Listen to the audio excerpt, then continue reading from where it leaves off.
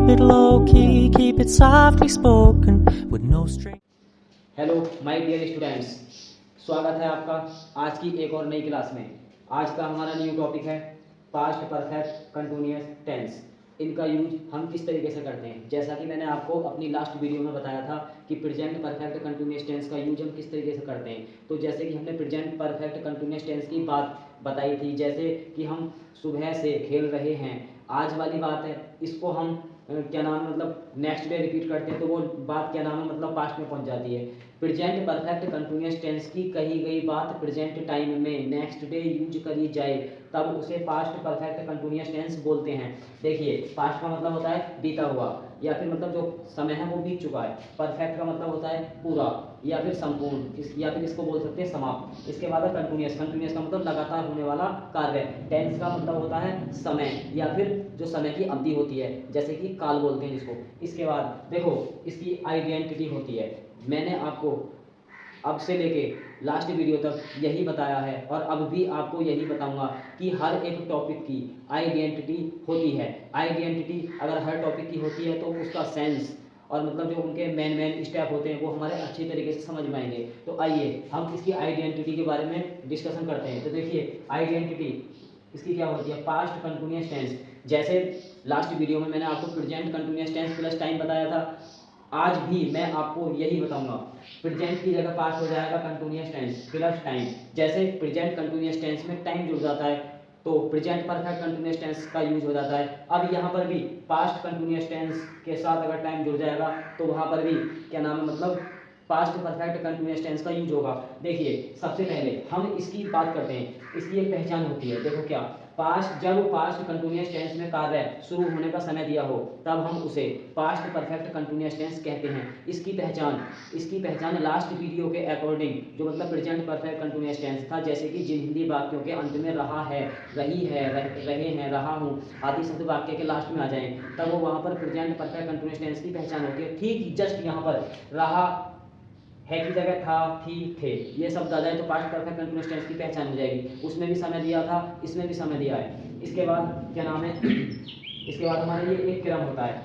देखो, past perfect continuous tense में जितने भी हमारे सब्जेक्ट होते हैं, चाहे वो सिंगुलर सब्जेक्ट हो चाहे वो क्या नाम है प्लूरल सब्जेक्ट हो, उनके साथ हमें हेल्पिंग वर्ब हैड बीन का यूज करना है। लास्ट वीडियो में प्रेजेंट परफेक्ट कंटिन्यूअस टेंस की जो मतलब मैंने आपको हेल्पिंग वर्ब बताई थी हैज बीन और हैव बीन, यहाँ पर हैड बीन का यूज होगा। हैड बीन का यूज क्यों होगा, क्योंकि हैज बीन और हैड बीन का जो मतलब क्या नाम है पास्ट होगा वो हैड ही तो होगा, तो यहाँ पर हैड बीन का यूज होगा। चाहे हमारा सिंगुलर सब्जेक्ट हो चाहे प्लूरल, हमेशा हमें हैड बीन का यूज करना है पास्ट परफेक्ट कंटिन्यूअस टेंस के मतलब जो सेंटेंसेस होते हैं। तो यहाँ पर सबसे पहले ये क्रम है हमारा सब्जेक्ट प्लस हेल्पिंग वर्ब, क्या नाम है had plus been plus verb की first plus ING plus object. इसके बाद प्लस हमारा एक समय होता है सिंस और क्या नाम है मतलब फॉर। इनका यूज पॉइंट ऑफ टाइम मतलब सिंस, पीरियड ऑफ टाइम मतलब फोर। जैसे कि मैंने यहाँ पे शॉर्ट में थोड़ा मोटा मोटा लिख रखा है, जैसे कि निश्चित समय के लिए सिंस लगाते हैं, अनिश्चित समय के लिए फोर। तो निश्चित समय में आने वाले जो वर्ड होते हैं ये होते हैं, जैसे कि सुबह से,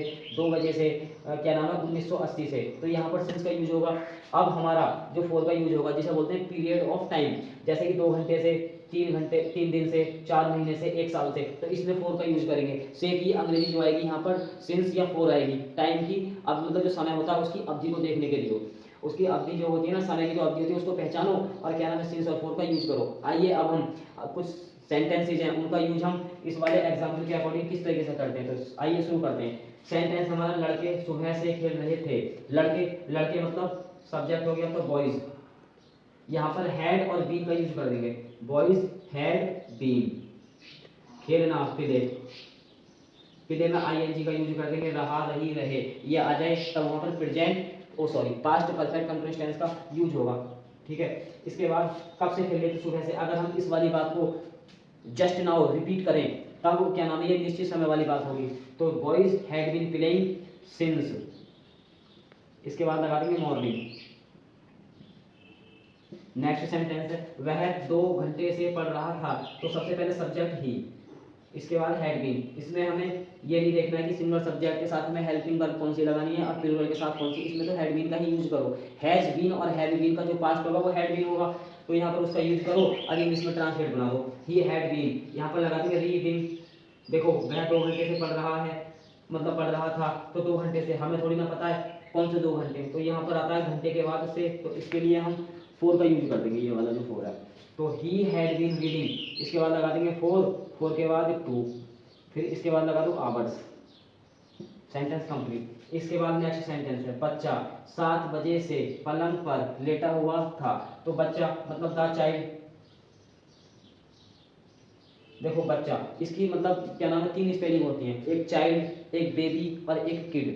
तो यहाँ पर हम किसी भी चीज़ का यूज कर सकते हैं। तो देखिए द चाइल्ड क्या नाम है, इसके बाद आ जाएगा हैड, फिर लगा देंगे बीन, लेटा हुआ था या फिर लेट रहा था, तो क्या लगा देंगे, क्या नाम है, लेइंग। देखो बच्चा लेटा हुआ था, किस जगह पर लेटा हुआ था, ऑन द बेड, 7 बजे से। अब अगर हम इस बात को रिपीट करते तो मॉर्निंग वाले टाइम पे जाएंगे, मॉर्निंग वाले टाइम पे जाएंगे तो हमें एक समय की अवधि प्राप्त हो जाएगी, तो निश्चित समय हो जाएगा। तो यहाँ पे क्या लगा देंगे, सिंस 7 o'clock। इसके बाद नेक्स्ट सेंटेंस, यात्री 3 घंटे से ट्रेन का इंतजार कर रहे थे। ये सेंटेंस क्या नाम है आपके लिए हो, आप इस सेंटेंस को मतलब इंग्लिश में ट्रांसलेट करेंगे और क्या नाम है मुझे कमेंट में बताएंगे कि ये सेंटेंस इंग्लिश में कैसे बनेगा। ओके, अब इसके बाद हम एफर्मेटिव सेंटेंस का यूज तो जान चुके हैं किस तरीके से करते हैं, आई होप आपको अच्छे से समझ में आया होगा। अब हम एफर्मेटिव सेंटेंस के बाद सेकंड स्टेप आता है नेगेटिव सेंटेंस, उसका यूज हम किस तरीके से करते हैं। देखिए नेगेटिव सेंटेंस इनको बोलते हैं नकारात्मक वाक्य। नकारात्मक जिन वाक्यों में नहीं शब्द का यूज हो, जिन वाक्यों में नहीं शब्द का यूज हो, तब हम वहां पर नकारात्मक सेंटेंस का यूज करते हैं। जैसे वह पिछले रविवार से नहीं पढ़ रहा था। ओके, तो यहाँ पर देखो सेंटेंस बिल्कुल सेम है, सिर्फ नहीं को ऐड कर दिया गया है। यहाँ पर हमें क्या करना है, जो ये हमारा क्रम होता है ना, ये वाला जो मैंने ये क्रम इन एग्जाम्पल्स के क्या नाम है, मतलब जो इंग्लिश में ट्रांसलेट करते हैं उनको बनाने के लिए ये वाला रूल्स मतलब फॉलो किया था। यहाँ पर हमें क्या करना है, ये जो हेड है और ये बीन है, इन दोनों के मिडिल में हमें नॉट का यूज कर देना है। बाकी क्रम हमारा एफर्मेटिव के अकॉर्डिंग रहेगा। वह पिछले रविवार से नहीं पढ़ रहा था, तो वह के लिए लगा देंगे ही, इसके बाद लगा देंगे हेड के बाद लगा देंगे हम नॉट, फिर लगा देंगे बीन। देखो पढ़ रहा था, तो इसके बाद हम रीड लगा देंगे, रीड में लगा देंगे आईएनजी, रीडिंग। वह नहीं पढ़ रहा था, कब से नहीं पढ़ रहा था, पिछले रविवार से, तो पिछले के लिए लगा देंगे सिंस, मतलब पिछले रविवार से तो हमें अच्छी तरीके से पहचान हो गई कि निश्चित समय है, तो सिंस यहाँ पर लगा देंगे लास्ट, यहाँ लगा देंगे संडे।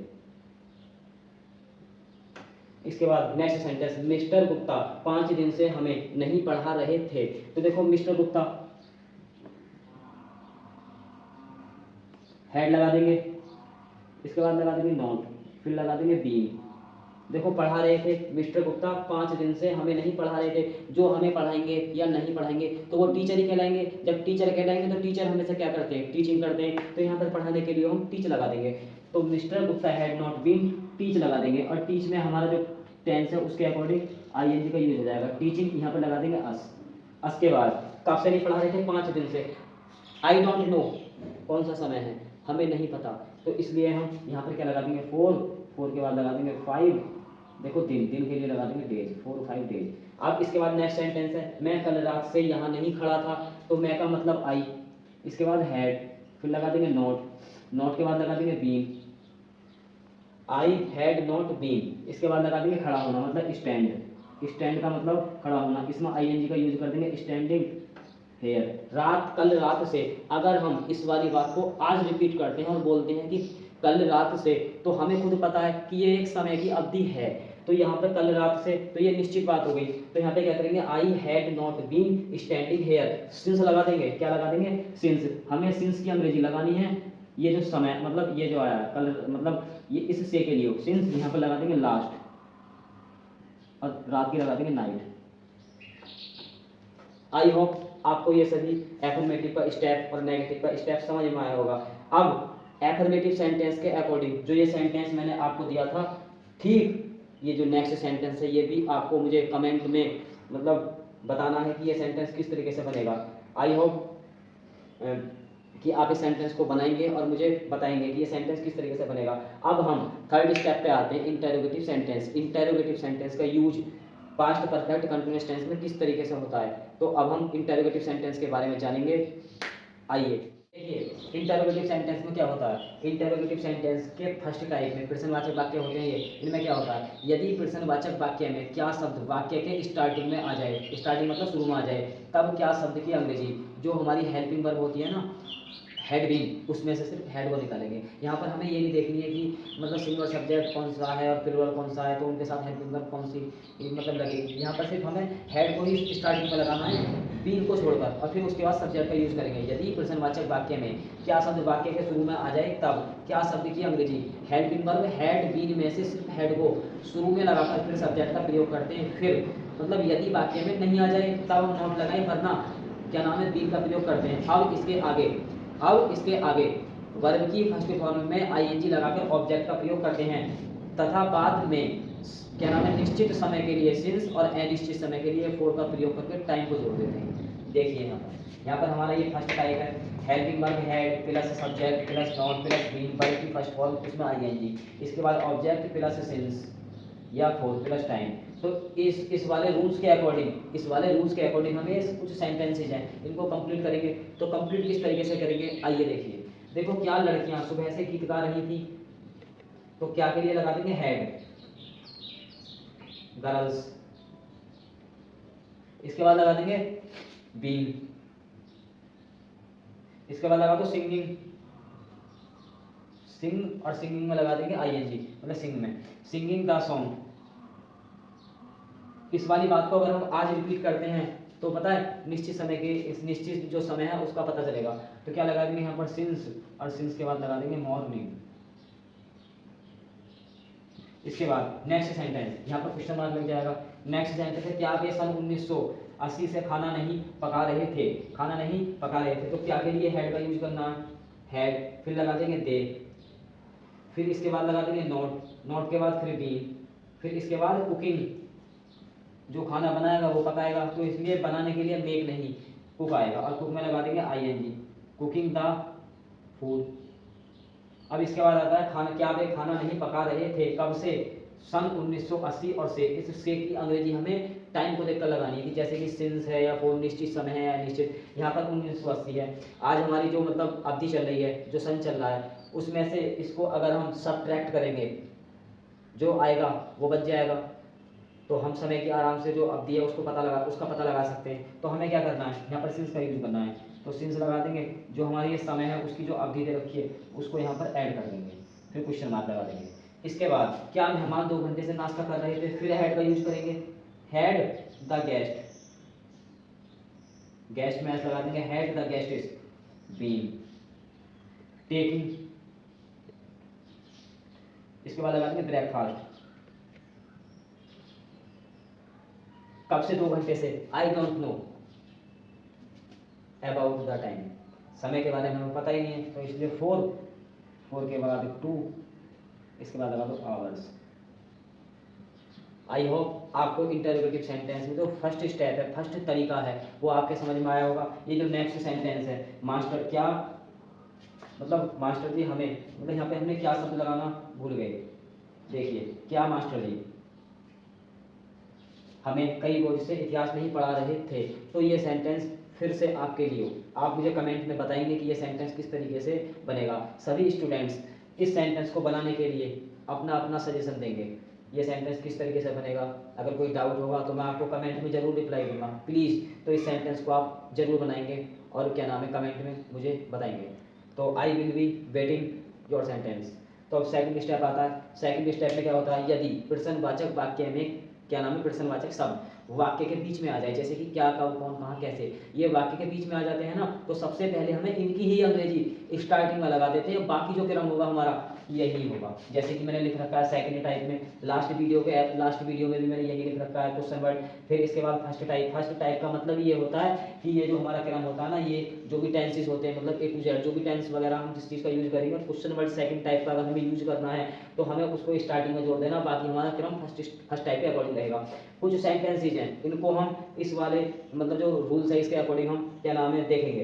रेखा 2 साल से क्या कर रही थी, अभी तो हमने क्या शब्द की अंग्रेजी हेल्पिंग वर्ब हेड बीन में से सिर्फ हेड को लगाकर सेंटेंस कंप्लीट किए थे, लेकिन अब क्या शब्द बीच में आता है तो हम इनकी अंग्रेजी वो लगाते हैं जो इनकी अंग्रेजी होती हैं, जैसे कि व्हाट, इसके बाद लगा देंगे हेड, फिर लगा देंगे रेखा,